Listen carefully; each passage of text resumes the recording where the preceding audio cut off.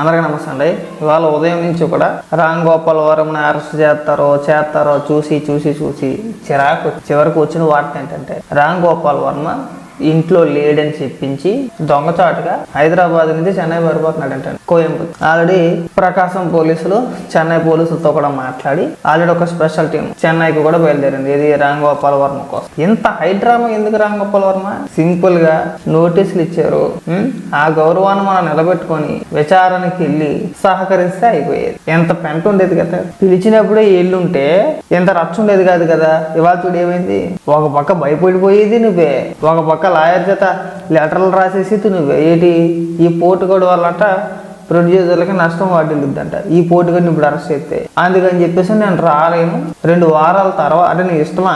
గతంలో నువ్వు వేసిన పోస్టులు మన చంద్రబాబు నాయుడు గారి ఫోటోలు మార్పింగ్ చేసి, లోకేష్ గారి ఫోటోలు మార్పింగ్ చేసి, ఈ ఫోటోలన్నీ మార్పింగ్ చేసి మనం పోస్టులు వేసేటప్పుడు మనం ఆలోచించుకోవాలి. రేపు అన్న రోజున ప్రభుత్వాలు మారితే మన తొక్క చెక్కేస్తారు. మనం సినిమా ఫీల్డ్లో ఉన్నాము, మన సినిమాలు తీసుకొని బతకాలి. జగన్మోహన్ రెడ్డి ఓడిపోతే మనకు ముష్టి కూడా వేయడు.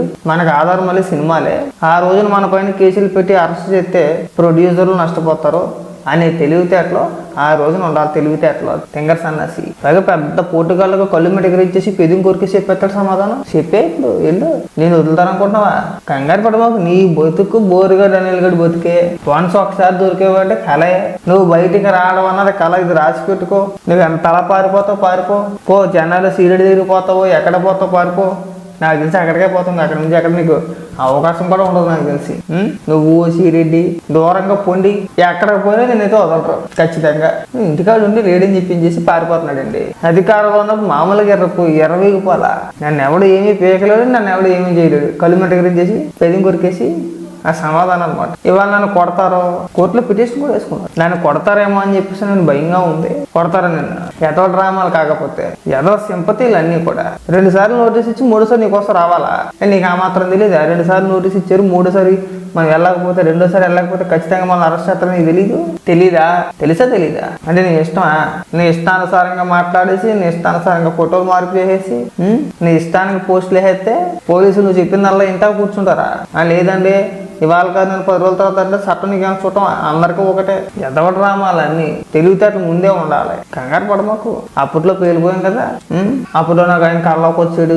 ఇప్పుడు కూడా వాళ్ళ కళ్ళలోకి వచ్చారు మాకు. నేను చెక్కేమని చెప్పారు. చెక్కేస్తారు ఖచ్చితంగా. ఎవడైతే అహంకారంతో జగన్మోహన్ రెడ్డి అధికారంలో ఉన్నాడు కదా అని చెప్పి రెచ్చిపోయి పేలిపోయి కనీసం వయసు కూడా గౌరవం ఇవ్వకుండా ఇష్టానుసారంగా మాట్లాడారో ప్రతి ఒక్కడికి ముడుద్దండి. రామ్ గోపాల్ వర్మకనే కాదు, ప్రతి ఒక్కడికి ఎవరిని వదిలే ప్రసక్తే లేదు. మళ్ళీ అలాంటి పోస్టులు ఎవరిపైన వెయ్యాలైనా సరే భయపడాలి. ఆ చంద్రబాబు నాయుడు గారు, లోకేష్ గారు, పవన్ కళ్యాణ్ అనే కాదు, ఏ రాజకీయ నాయకుడి పైన అయినా సరే ఎవరైనా వెయ్యాలంటే రేపు ఆ రోజున మన గతి ఎలా పట్టుద్ది, మనం ఈ స్థాయికి దిగజారిపోవాలి, తర్వాత మనకు ఆ పరిస్థితి మనకు రావద్దు అని చెప్పి భయపడాలన్నమాట. ఇప్పుడు ఇచ్చే ట్రీట్మెంట్ ఆ రేంజ్ లో ఉంటుంది. మీ అందరికీ కూడా తప్పుడు అసలు ఒక్కొక్కరు ఒక్కొక్క రేంజ్ లో తెచ్చిపోయారు.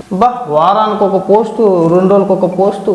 మనం వెంటనే సినిమాలు తీసేయడం, సినిమాలు వికరించేయడం, చంద్రబాబు నాయుడు గారు పాత్రను పెట్టాడు, లేదంటే లోకేష్ గారిని వ్యంగ్యంగా వికలితనంగా మళ్ళీ ఎక్కిరించేయడం వల్ల సినిమాల్లోని వీడు చేసి బొగడ డైరెక్షన్. మళ్ళీ పైగా దానికి నిర్మాతలు మళ్ళీ వైఎస్ఆర్సీపీ పార్టీకి సంబంధించిన వ్యక్తులు. ఇవాళ నేను ఎవరైనా కాపాడతాడా? ఇవాళ జగన్మోహన్ రెడ్డి కానీ వైసీపీ నాయకులు కానీ మీ చేత సినిమాలు చేయించారు కదా. ప్రొడ్యూసర్లు ఎవరైతే ఉన్నారో, వైసీపీ పార్టీకి చెందిన నాయకులు ఎవరైతే ఉన్నారో వాళ్ళు కానీ ఇవాళ నేను ఎవడైనా కాపాడతాడా? అరెస్ట్ చేస్తారు కదా, చేసిన తర్వాత చేద్దాం వీడియో అనుకున్నా. నువ్వు ఎప్పుడైతే పిరుకోళ్ళ పారిపోయావని చెప్పి తెలిసిందో, వీడు ఎంత పెరిగినా కుక్క, వీడి గురించే ఇప్పుడు దాకా మనం వెయిట్ చేసింది అనిపించింది నాకు. నిజంగా నువ్వు ఇంత సవటదాద్దామని చెప్పేసి నేనైతే అనుకోవాలా. నిజంగా నేనేమనుకున్నానంటే నోటీస్ ఇవ్వగానే వీడు పెద్ద మొగోడు అని చెప్పి బిల్డప్ కొడతా ఉంటాడు కదా, ఖచ్చితంగా విచారణకు వస్తాడు. విచారణకు వచ్చి ఇదిగో నేను ధైర్యంగా వచ్చి నేను ఎవరికే భయపడను, నేను ఏ తప్పు చేయలేదు అని చెప్తాడని చెప్పి నేను అనుకున్నా. నోటీస్ ఇవ్వడం పాపం గజ్జ ఉణుకు.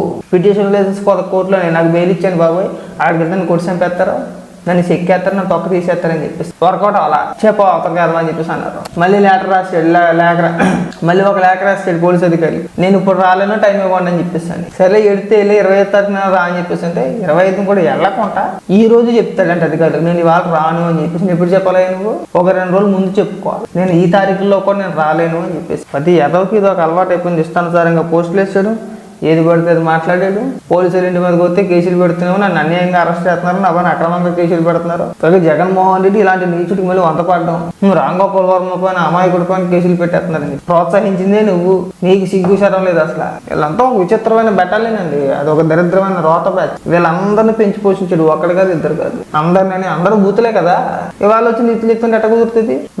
కాబట్టి ఏంటంటే రామ్ గోపాల్ వర్మ పారిపోమాకు. ఒకవేళ నువ్వు చెన్నై వెళ్ళినా కానీ నీతో కూడా సిగరెట్ని కూడా ఎత్తుకొచ్చేస్తారు. పారిపోమాకు, ధైర్యంగా విచారణకి వెళ్ళు.